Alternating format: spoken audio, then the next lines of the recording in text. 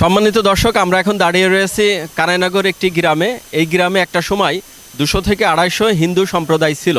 সে সময় আমরা দেখতে পেতাম যে এখানে নিয়মিত প্রতি বছর বছর দুর্গাপূজা অনুষ্ঠিত হতো।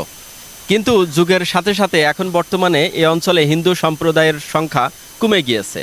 200-250 ঘর থেকে বর্তমানে 15 থেকে 16 ঘরে বা 20 ঘরের ভিতরে এসে দাঁড়িয়েছে, যার কারণে বিগত 4 বছর যাবত আমার পিছনে যে মন্দিরটা আপনারা দেখতে পাচ্ছেন, এই মন্দিরেই মূলত প্রতি বছর দুর্গাপূজা অনুষ্ঠিত হতো এবং অন্যান্য যে পূজাগুলো আছে হিন্দু অবলম্বী ভাই বোনেদের এই মণ্ডপে অনুষ্ঠিত হতো। কিন্তু বিগত 4 বছর যাবত এই পূজা মণ্ডপের পূজা বন্ধ রয়েছে।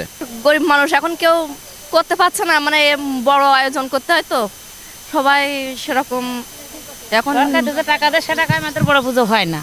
এই গ্রামে যে লোক সংখ্যা আমরা আছি তাতে চাঁদা ধরলো আমরা গরিব গরিব মানুষের চাঁদা আমরা পাই ওঠেনি। সরকার যদি বেশি চাঁদা দেয় তাহলে আমরা পুজোটা আবার একটু আমোদ করতে পারি সবাই। এবার ওই মন্দিরটা চালের টিন নেই, এখন সেই ঠাকুরটা তো তৈরি করবো, তা তার গায়ে জল ফেলিতে থাকবে না, মাটি জিনিস ভেঙে যাবে।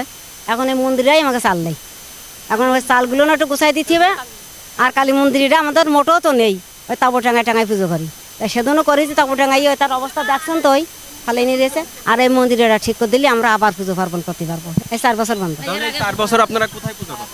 আমরা পুজো করিনি, ওই রাধানগর হয়, ওই কাকমারি হয়, ওই জায়গায় যাওয়া হয়, বাইসা গাছা নিয়ে যাইতে হয়। আমরা 4 বছর পুজো করিনি বিদায় আমরা অন্য গ্রামে যাই বাইসা গাছা নিয়ে। পূজা সরকার যদি আমাদের কিছু অনুদান বেশি দেয় তাহলে আমরা করতে পারবো। আমরা লোক সংখ্যা আছি মাত্র 15 ঘর, গরিব গরিব চাষি মানুষ, আমরা সক্ষমে পাচ্ছি না, এই কারণে বন্ধ রয়েছে আমাদের পুজোটা।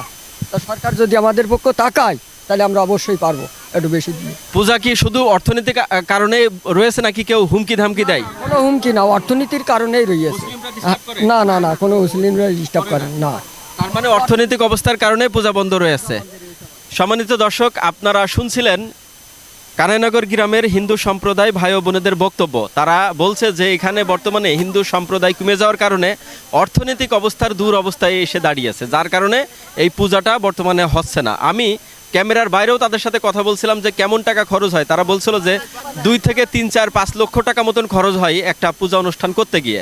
দেখা যাচ্ছে এখানে বর্তমানে 16 ঘর থাকার কারণে সবাই ওই কৃষি কাজের উপর নির্ভরশীল, খুবই ইনকামও সীমিত, যার কারণে এখানে ওই পূজাটা তারা করতে পারে না।